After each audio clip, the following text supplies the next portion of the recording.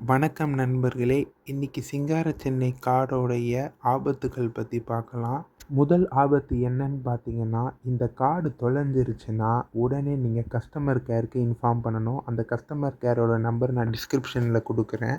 அப்படி நீங்க சொல்லலைன்னா, இந்த கார்ட வேற யாராவது பயன்படுத்தி, இதில இருக்க பேலன்ஸ அழகா காலி பண்ணிடுவாங்க. அதனால பத்திரமா இந்த கார்ட வச்சுக்கோங்க. 2வது ஆபத்து என்னன்னு பார்த்தீங்கன்னா, ஆன்லைன்ல ரீசார்ஜ் இப்போதைக்கு ஆன்லைன்ல ரீசார்ஜ் பண்ண வேணாம். ஏன் அப்படின்னா, சில குற்றச்சாட்டுகள் வந்திருக்கு. சில பேர் 200, 300ன்னு ரீசார்ஜ் பண்ணி காச இழந்துட்டாங்க. காசுல பேலன்ஸ் வரலன்னு சொல்லிட்டு பேங்க்லயும் அங்க இங்கேயும் அலையிறாங்களாம். ஒழுங்கான ரெஸ்பான்ஸ் இல்லன்னு சொல்றாங்க. 3வது ஆபத்து அதாவது பிரச்சனைன்னு பார்த்தீங்கன்னா, இதோடைய குறைந்தபட்ச ரீசார்ஜே ரூ. 100. அதுவே நம்மளுக்கு அதிகமா தான் தெரியுது. இத ரூ. 50க்கு குறைக்கணும்னு நான் வேண்டி கேட்டுக்கிறேன். இந்த மாரி பிரச்சனைகள தமிழ்நாடு அரசு விரைவில் சரி செய்யும்னு நான் நம்புறேன். பார்ப்போம்.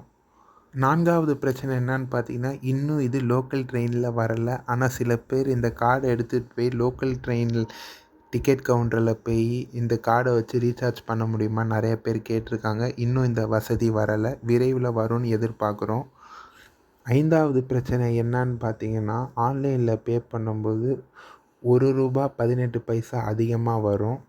இன்னும் பல கண்டக்டர்களுக்கு இந்த வசதி பத்தி தெரியல. இப்ப தான் கொஞ்சம் கொஞ்சமா நெறைய பேருக்கு தெரிஞ்சுக்கிட்டு வருது. ஒரு குற்றச்சாட்டு வந்திருக்கு. இந்த கார்டு எடுத்துட்டு போய் ஒரு நபர் கண்டக்டர் கிட்ட ஒரு டிக்கெட் வேணும்னு கேட்டிருக்காரு. அந்த கண்டக்டர் குடுக்க முடியாதுன்னு சொல்லிட்டாரு.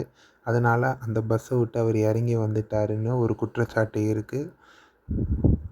நான் பொதுமக்களுக்கு என்ன சொல்றேன்னா, இந்த கார்டும் எடுத்துட்டு போங்க. ஆனா கையிலயும் கொஞ்சம் காசு வச்சுக்கோங்க. ஏன்னா அவசர தேவைக்கு பயன்படும். அடுத்த பிரச்சனை என்னன்னு பார்த்தீங்கன்னா, இந்த கார்டுல மீத தொகைய செக் பண்ணுறதுக்கு ஒரு ஆப் கிடையாது. ஒண்ணு செக் பண்ணணும்னா ஃபோன்பே அல்லது பேடிஎம் இந்த மாதிரி ஆப்ல செக் பண்ணலாம். வெப்சைட்ல இன்னமும் சரியா ஒர்க் ஆகல. அரசாங்கம் என்சிஎம்சின்னு சொல்லி ஒரு அப்ளிகேஷன உருவாக்கணும். அப்படி உருவாக்குனாங்கன்னா இந்த பிரச்சனைகள் சரியாகும். நான் அனைத்து பிரச்சனைகளையும் சொல்லியிருப்பேன்னு நினைக்கிறேன். மீதி ஏதாவது பிரச்சனை இருந்துச்சுன்னா கமெண்ட் பண்ணுங்க.